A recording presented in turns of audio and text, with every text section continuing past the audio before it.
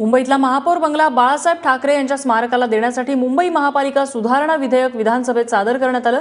नगरविकास राज्यमंत्री रणजित पाटील यांनी हे विधेयक विधानसभेमध्ये सादर केलं। मात्र यावेळी शिवसेनेचा एकही आमदार आणि मंत्री विधानसभेत उपस्थित नव्हते।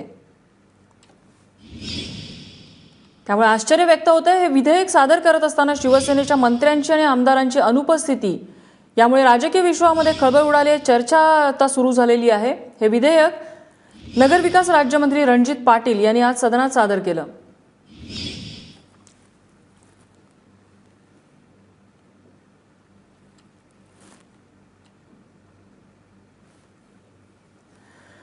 महापौर बंगला हा बाळासाहेब ठाकरे यांच्या स्मारकासाठी देण्याची तयारी सध्या सुरू आहे आणि त्या संदर्भातलं सुधारणा विधेयक हे आज विधिमंडळात मांडण्यात आलं होतं। मात्र त्यावेळी शिवसेनेचा एकही आमदार आणि मंत्री उपस्थित नसल्यामुळे राजकीय विश्वामध्ये चर्चा सुरू झाली आहे।